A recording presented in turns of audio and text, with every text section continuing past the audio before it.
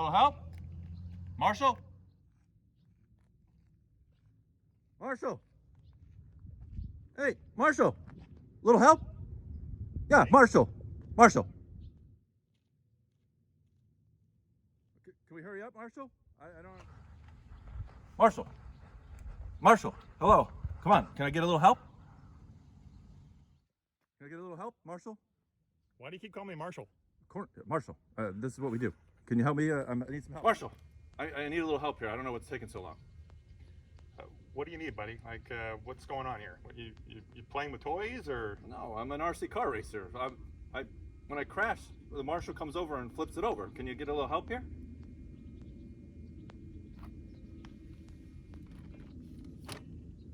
Yeah, was that so hard? I mean, I don't understand. What did you say you were? I'm an RC car racer. People do this for a living. When we crash on the track, somebody walks over and fixes it. That's you.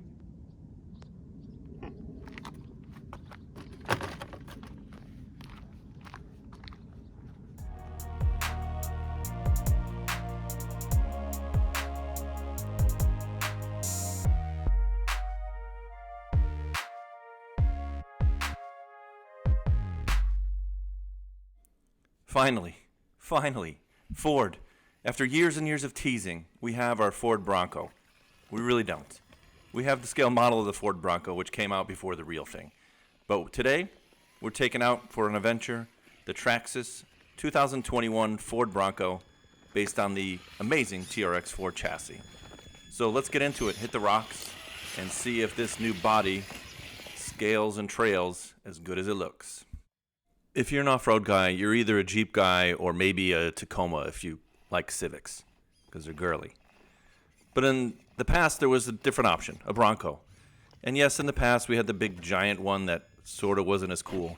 But the old school one like this and the new retro one are pretty amazing looking. And let's face it, we buy stuff on looks. If this thing was garbage, you'd still think it was awesome because the body looked good. And it does look good, especially in mustard, yellow, and with the black top. It looks really good. I'm going to keep this brief because I did a giant unboxing or a small unboxing about this vehicle and I go over everything. And if I'm smart enough, you'll see a link pop up on the screen. If I'm not, go to our channel, you're on it, and just look for it and watch it in depth.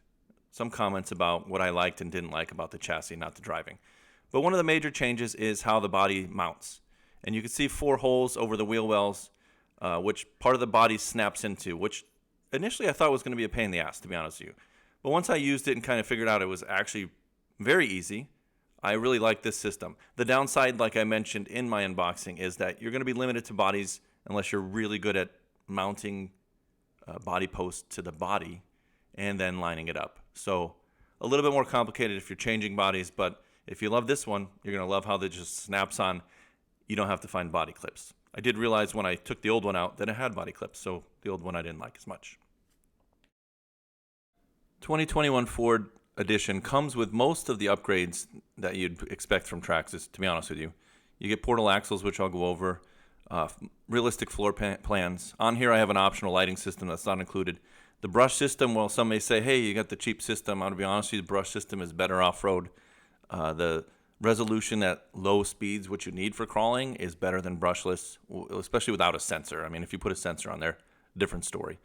But overall, you got some metal rails, locking front and rear diffs, which is a Traxxas almost exclusive, 2-speed transmission. It's just really a quality product that packs a lot of stuff in there.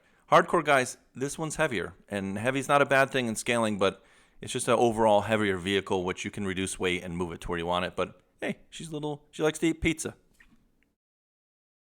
You just got to look at it every once in a while and say, man, that's a good-looking vehicle. And it is good, especially with the optional lighting system, which sometimes you can see active here with headlights and blinkers and hazards and all that stuff, which is what I'm told programmable from your phone, which I'm just really not that interested in programming my phone, but it's still really cool to have. But let's talk about the insides, some of the details, like the shocks. You get metal shocks that are adjustable ride height, quality stuff. Now, let's talk about axles. Portal axles. What you're looking at here is basically a gear reduction on the outside of the axle, which also gives additional ride height. Traxxas will claim that this eliminates torque roll or steer or chassis flex. I'm going to say it does not, because you put this in second gear and punch it, and Snoop Dogg goes, damn, that's some three-wheel motion. You know what I mean? It really doesn't, but it probably does help a little bit, just not as much as everybody wants to say. I'm not a marketing guy. I am, sort of, but I can't make it up when you see the thing tilt to the side. You know what I mean? But let's focus on the good side of this. The portal axles are cool looking, and they give you additional ride height. I'm assuming they do a little bit of a gear reduction, but they don't have to. But you get a little bit more power out of the car, some more torque just by the multiplier of gears. And overall, it's just something that you like. The ride height is definitely worth it.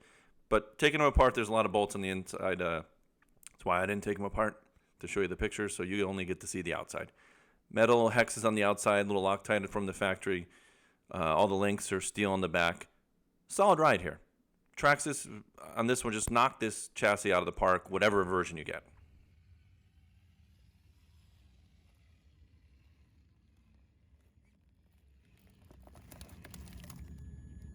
Here's a slightly closer picture of the shocks, which are aluminum and threaded, so you can adjust the ride height. In there you can see the axles, which are dual composite, so they are part metal and plastic, splined, and seem to hold up pretty well. No problems there.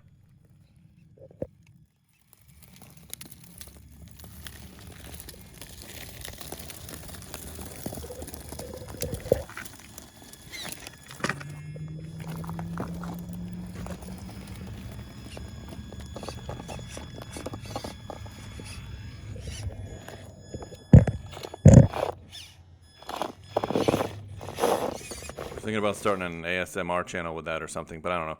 Transmission, 2-speed, remote operated. Use your thumb, click it, goes faster. Not a new technology, has been out since the E-Max, but pretty awesome just to be on an RC car in general that you can have this. With a servo activated, you got extra servos on the chassis, metal gears on the inside. Overall, just awesome to have. I love it.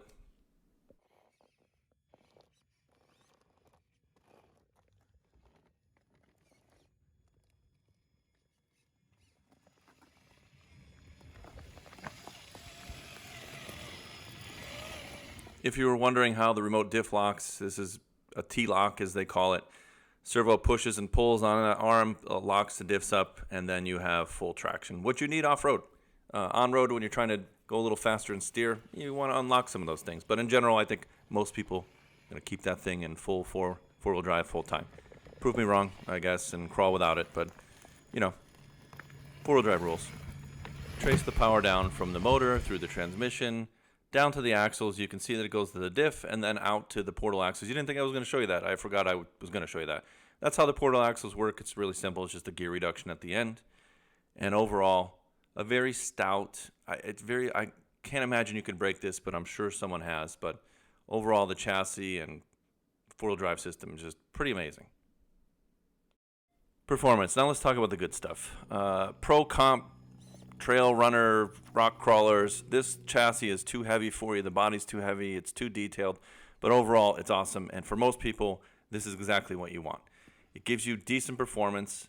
The body is still heavy. In the first edition, they had like the Defender body, had a junk in the trunk, which was way too heavy.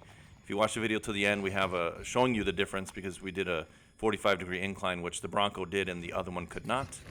I just spoiled it. Spoiler alert. But for the most part, in our test track over here across from Derek's house, it's poured concrete with rocks, super high grip, to be honest with you. And these tires are pretty soft, dug in. Obviously, you can still high side this, rock sliders. I mean, you got to be smarter than that. The front winch will still dig in because it's well above the front tires. But you could fix all that, take the plastics off if you're going to get a little bit more competition. You could put a winch on the front. It's got a spot for the winch. Amazing stuff. Tires, great grip. I didn't test it where we normally test a lot of stuff at Corona Del Mar with a lot lower grip and cooler trails. But overall, across from my house, I'm pretty happy with this rock outcrop wash or whatever it is. You can unlock and lock the diffs from the remote, like I mentioned. I didn't do any of that because, true off-road, you want everything locked. The servo was a little bit weak. I noticed that sometimes it was outpowered by the weight of the vehicle, even though it still could move. It just felt like it wasn't held to the position I wanted to, which also could be the servo saver a little bit. You want to test that and probably lock it if you're going to get serious. If you want to protect the servo, the little wiggle isn't a bad thing to have. The speed-wise and like resolution of the electronics was really good. I actually forgot how good brushless is at low end, where you just barely on the throttle and you can hear the speed control hissing at you like an electric snake. Approach and breakover angles were decent. Like I said, this does it's sort of a longer wheelbase for things, and I mean, obviously whatever rock you can high side on, but you can wiggle out of it most of the time or get somebody to push you from behind. I swear nobody pushed me there. We were just crossing a rock and moving angles. Articulation looked really good. Again, it's not going to be the best in anything, really, because it's set up for the normal guy. We're not going full bore, crazy crawling here, but we had a blast. We did the video, and then I brought the old model so we can have a play date. Me and Jason, the guy in the beginning that marshaled my car. I hope you liked the intro. It was dumb but funny. One of the things you'll notice, and this is that it probably does need more weight in the front. The body is still heavy. It does have lights installed, which did add a little weight, not as much as the other body, the original Land Defender one. I don't think it had a name. Was overly heavy on the back, and the tire hung out farther. This crawled a lot better. So the body is much more fit for crawling. Rock sliders did work on occasion because I did use them. I don't know if it's going to come across in the video, but definitely noticed that you could hook them up on the sliders and get across things instead of high siding the chassis. Overall, for the price, yeah, it's expensive. Stop crying about it. Everything's expensive now. You get a lot of value in this kit. The features, I'm not in love with the look of the radio, but it hooks up to your phone the right way, and you can control everything through your phone. So I tend to like it more, just not the radio by itself. So you have to buy the little Wi-Fi or Bluetooth adapter to hook up to your phone. And then all my complaints about trying to figure out how to adjust endpoint are gone. So 2021 Traxxas Bronco, better than the real thing, because you can crash it and not complain that you just flipped your $70,000 truck or whatever you paid for it. Body, beautiful. Supermodel. I can't imagine that somebody can make a better looking Bronco body, because it looks like the Bronco. You can't make it any better than looking like the real thing. Scuffed it up. Windows, mirrors fold in. Hit some of the rocks. Ready for a winch. Plastic inserts on bumpers. Traxxas, you won. Game over. VRC, Velocity RC Cars Magazine. We make a magazine, make some videos. We do other stuff. Subscribe, hit the bell. At this point, you should have done that. Check it out. Watch the video of it flipping over at the end, and that's it. We're over. What a difference a body makes. This is the example of how much weight was on the back of the original TRX4 with the heavier body. This incline is pretty steep. I would say almost 45 degrees, if not more or less. That's a really good estimate.